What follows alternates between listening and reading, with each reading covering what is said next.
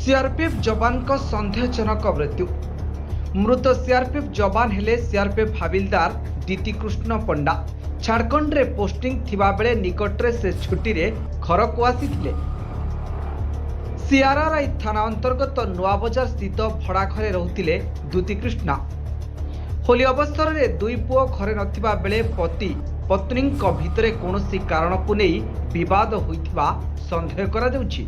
यार किछि समय परे अर्थात गतकाली अपराह्न समय भड़ा घर झुलंता अवस्था तांको मृतदेह मिलिथिला। तेबे पत्नी घरे थिबा बेले किपरि जवान आत्महत्या पदक्षेप नेले एवं पत्नी तांको काहींकि सेथिरु निवृत्त करि पारिले नाही ताकु नै संदेह सृष्टि होइछि। तेबे पुलिस पहुंचीबा पूर्वरु दीति कृष्णଙ୍କ मर शरीर को तलको ओह्लाई दिया जाइथिला।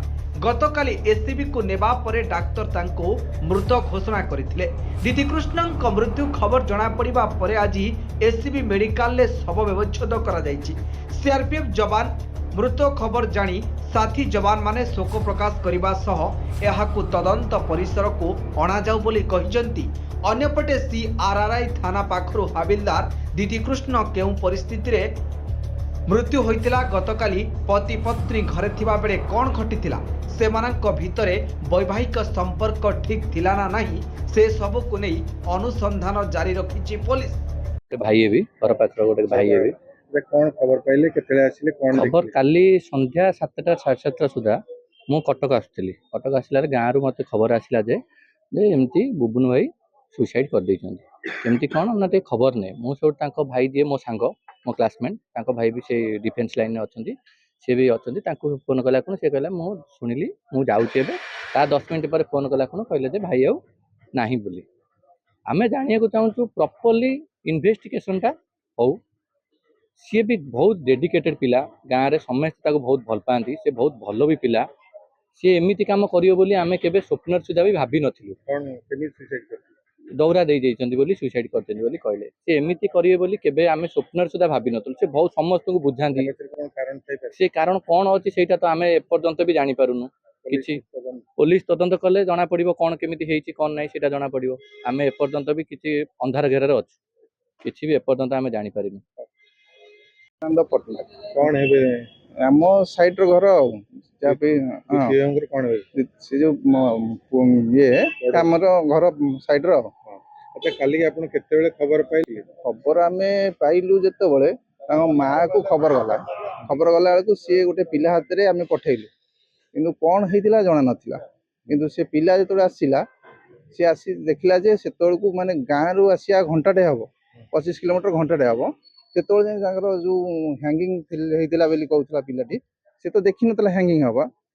से सोईथिला आसिला बेलू सी आसिला बेलू भी सेम थाए, मेडिकल आसी न थाए। माने घंटाटे भी से माने रखितांती कोन पई रखितांती मु भी जानि पारनी।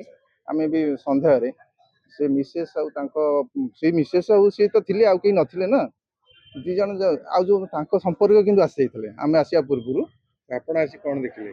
ना आमे आसिला बेलू से पिला जेतोले आमे जगह हाथ रे मां को पठेइ देलु सी आसी देखिला बेलू जे से सेन बॉडी पे पिला को सेही रखिसन मेडिकल आन नथिले। बेकर दाग थिला सी कहउजन हैंगिंग हेतिला, हैंगिंग हला देखिनु हम पिला देखिनी।